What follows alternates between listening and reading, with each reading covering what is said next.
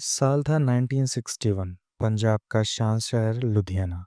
लोग अपने अपने काम में व्यस्त थे, लेकिन इस शहर की गलियों में एक ऐसा नाम गूंजता था जिसके सामने हर खिलाड़ी खामोश हो जाता था। वो नाम था पृथ्वीपाल सिंह। एक हॉकी खिलाड़ी, पर सिर्फ खिलाड़ी नहीं, बल्कि मैदान पर खड़े होकर जंग लड़ने वाला सिपाही। उसकी आंखों में ऐसा तेज था कि विरोधी खिलाड़ी उसकी ओर देखने से भी डरते थे। हॉकी स्टिक उसकी तलवार थी और मैदान उसका युद्ध क्षेत्र।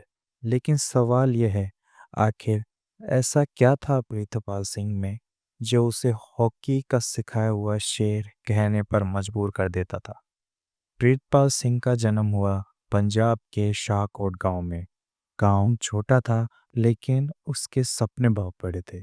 गली गली में बच्चे खेलते थे, पर प्रीतपाल सिर्फ खेल नहीं खेलता था, वो हर बार जीतने के लिए खेलता था। कहते हैं बचपन से ही उसमें एक अजीब सी जिद थी। अगर गेंद उसके पास है तो वो विरोधी से छीन कर ही दम लेगा। उसकी यह जिद आगे चलकर उसकी पहचान बनी। लेकिन यहाँ कहानी और रोचक होती जाती है।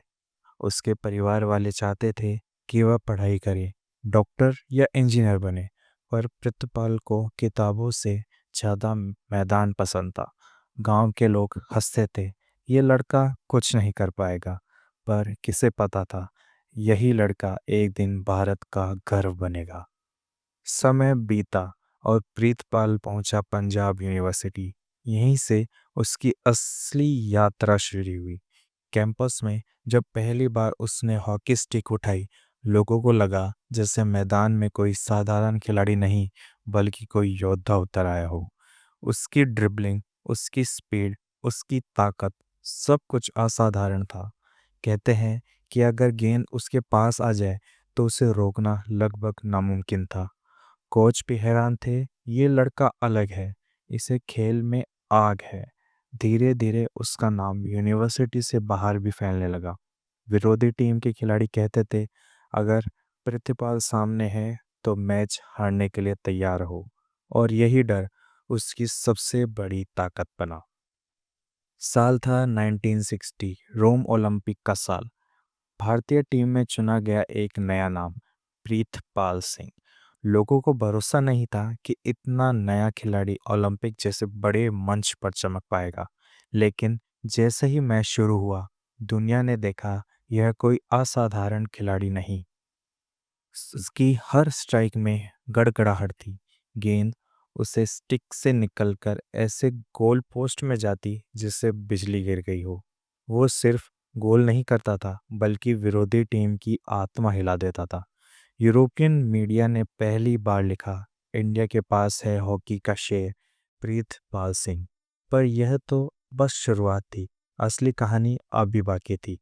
1968 से 1964 के बीच प्रीतपाल सिंह ने जो खेल दिखाया, वो आज भी इतिहास में दर्ज है। कहा जाता है मैदान में उसे शॉट्स इतने खतरनाक होते थे कि विरोधी गोलकीपर गेंद रोकने से पहले ही डर जाते थे। उसकी पेनल्टी कॉर्नर स्ट्राइक को कहते थे बुलेट हिट, क्योंकि गेंद इतनी तेजी से निकलती कि आंखें झपकते ही नेट फटने को तैयार हो जाता। इसी कारण लोग उसे हॉकी टेरर कहने लगे।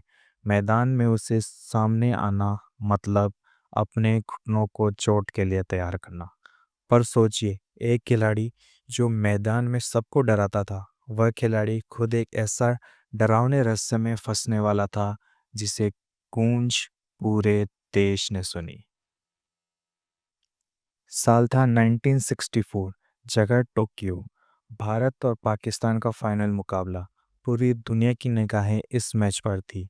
दोनों देश अभी अभी बंटवारे के जख्म से झेल चुके थे, और अब हॉकी का मैदान दोनों के लिए एक युद्ध भूमि बन गया था।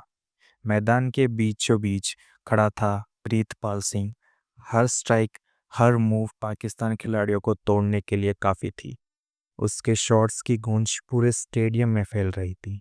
लोग सांसें रोक कर देख रहे थे, और आखिरकार भारत ने पाकिस्तान को हराकर गोल्ड मेडल जीत लिया।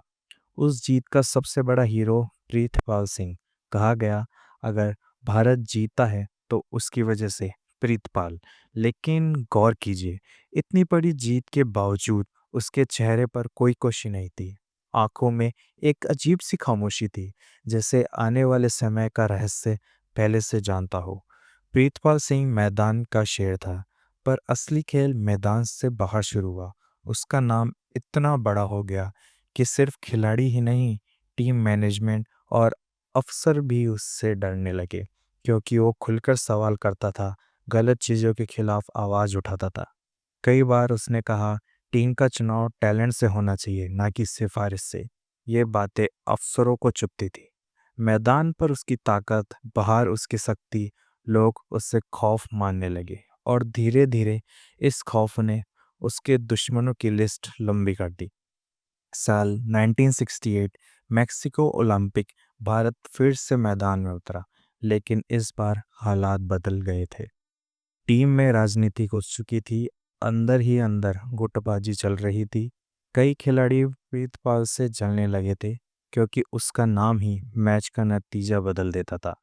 मैच हारने के बाद अफवाहें फैलाई गई, भारत की हार की वजह खुद प्रीतपाल है। यह आरोप उसके दिल में चाकू की तरह चुभे। जो खिलाड़ी देश का हीरो था, उसे गद्दार कहा जाने लगा। लेकिन असली सवाल यह है, क्या यह हार सच में खेल की वजह से थी, या किसी बड़े षड्यंत्र का हिस्सा? ओलंपिक के बाद प्रीतपाल ने खेल से दूरी बना ली, लेकिन उसकी लड़ाई खत्म नहीं हुई थी। अब वह कोच और चयन समिति का हिस्सा बना, और वहीं से शुरू हुई नई जंग। वो बार बार अधिकारियों से कहता, देश के लिए सर्वश्रेष्ठ खिलाड़ी चुनो, ना कि अपने चहेतों को। लेकिन अफसरों और भ्रष्टतंत्र को ये बातें नागवार गुजरती। धीरे धीरे प्रीतपाल अकेला पड़ने लगा। जिसे कभी भारत का शेर कहा जाता था, वही अब मुसीबत कहलाने लगा। पर उसने हार नहीं मानी। उसकी आवाज़ गूंजती रही, और हर गूंजने से उसके खिलाफ षड्यंत्र की दीवार और ऊंची कर दी गई। और फिर आया वो दिन जिसने इतिहास को हिला डाला। साल था 1983। Punjab agriculture university Ludhiana.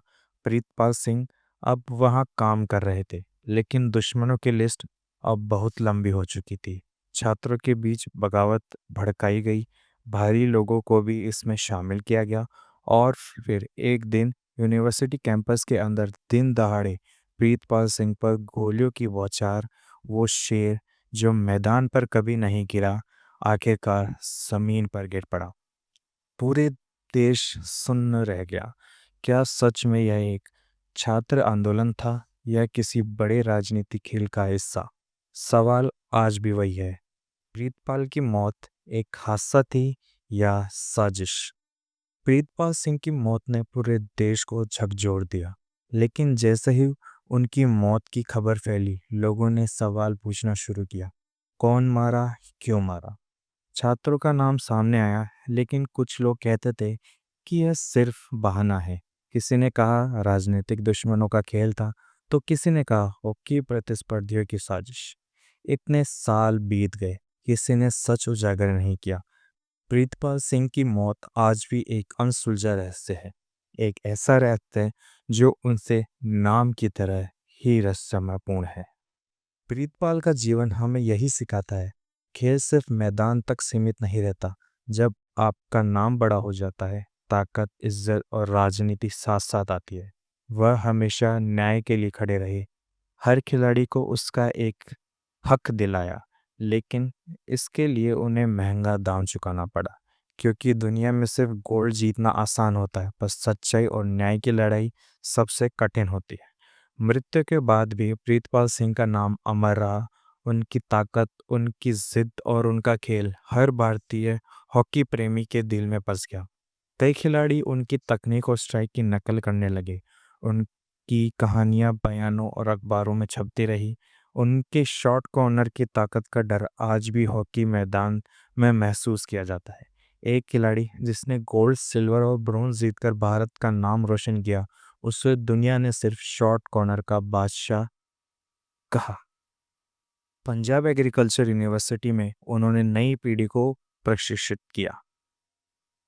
उन्होंने सिखाया कि जिंदगी में जीत के केवल गोल्ड या पदक में नहीं होती, बल्कि ईमानदारी, जज्बा और साहस में होती है। कई युवा खिलाड़ी हॉकी और आर्म रेसलिंग में विश्व चैंपियन बने। उनके कोचिंग और मार्गदर्शन से उनकी शिक्षा और अनुशासन आज भी कई खिलाड़ियों के लिए मिसाल है। महाभारत में अर्जुन को कहा था महारथी, हॉकी की दुनिया में प्रीतपाल सिंह वही महारथी थे। उनकी कहानी हमें यही सिखाती है, खेल सिर्फ मैदान में नहीं जीते जाते, असली लड़ाई जिंदगी में होती है। प्रीतपाल सिंह 1932 से 1983 तक नाम अमर रहा। शॉर्ट कॉर्नर का बादशाह, उनकी जीत, उनका साहस और उनकी कहानी हमेशा जीवित रहेगी। और यही है उस शेर की विरासत, जिसने न सिर्फ गोल्ड जीतकर देश को गर्व दिया, बल्कि हर खिलाड़ी को यह सिखाया कि सच्चा शेर मैदान और जिंदगी दोनों में लड़ता है।